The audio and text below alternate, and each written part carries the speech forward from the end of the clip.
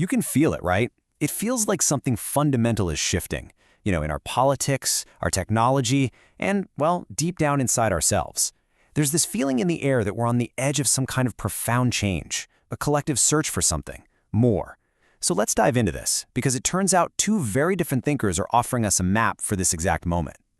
Journalist Michael Pollan, he just puts the stakes right on the table. In this age of constant distraction and artificial intelligence, the very nature of our inner life, what it feels like to be you or me, is being questioned like it never has been before. And listen, this isn't some abstract philosophical debate. It's something you've probably felt yourself, right? That little nagging sense that our inner world is kind of under siege. And that threat, it feels very, very real. I mean, look at these numbers. The rise of AI isn't just about cool new tech, it's triggering this deep-seated anxiety about our future, about our value, our place in the world. And as our external world gets more and more uncertain and automated, it's forcing a whole generation to turn inward and start asking some really, really big questions. Okay, so our first guide on this journey is Michael Pollan, and he comes at this not as some guru, but as a journalist who is just relentlessly curious. After having his own, transformative experiences, he decided to tackle one of the oldest mysteries in the book. What even is consciousness? So he dives headfirst into what scientists and philosophers call the hard problem. I mean, how does this spongy 3-pound lump of gray matter between our ears produce the entire richness of our inner world? The joy, the pain, the color red?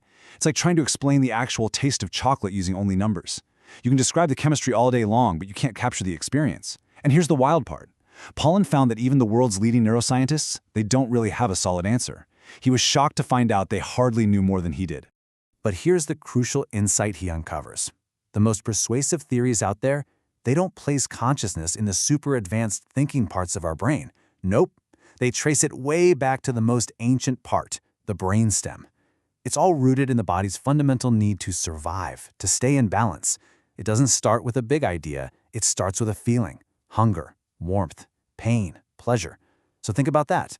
Before we are thinking beings, we are feeling beings. So Pollan's whole journey shows us that consciousness isn't rooted in some high-level thought, but in the raw biological reality of feeling. Which, makes you wonder, what are our feelings trying to tell us about where we're all headed? If Pollan is asking, what is consciousness? Our next thinker, spiritual teacher Gary Zukav, he's providing a framework for what's next for consciousness.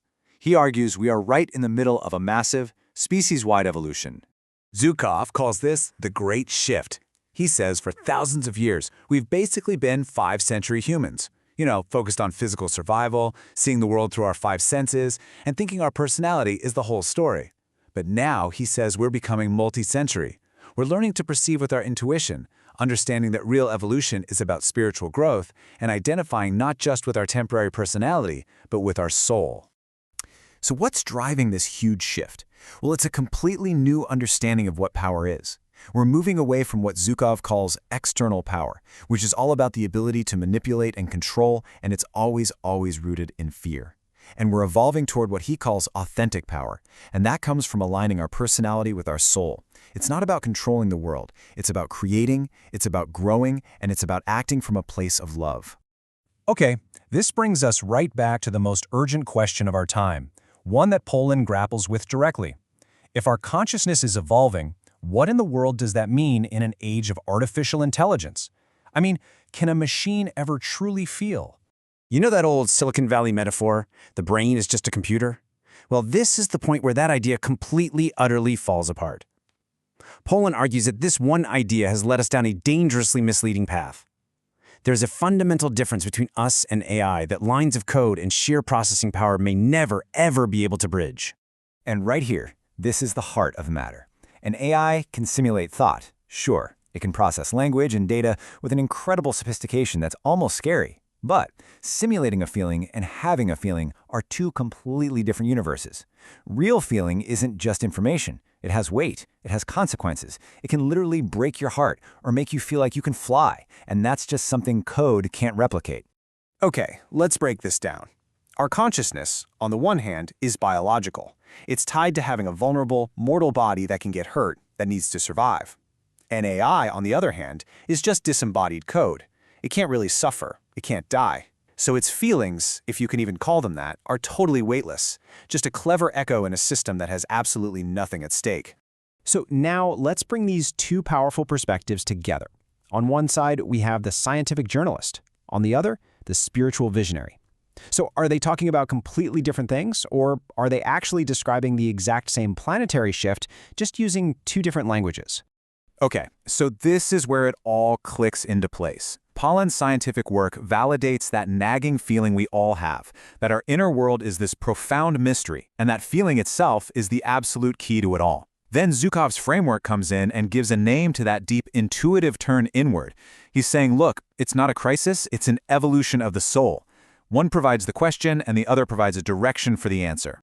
And where is all this headed? Well, Zukav calls the destination the universal human. This is a whole new stage of consciousness where our identity just shifts. We are no longer primarily defined by our nation or our culture or our gender. Our first and deepest allegiance is to life itself, in all of its incredible forms. So the single most crucial point from both Pollan and Zukav is this massive pivot. In a world that is obsessed with technological progress, they both remind us that the most important frontier isn't external, it's internal. The real work isn't happening in some lab in Silicon Valley, it's happening inside each and every one of us. And that leaves us with this final, provocative thought. Maybe we've been asking the wrong question all along. Instead of worrying about whether or not machines can be conscious, the real challenge and the real opportunity lies in the quality of our own consciousness. In this wild world of change, the ultimate power we have is the choice of what to cultivate within ourselves. How do we choose to feel?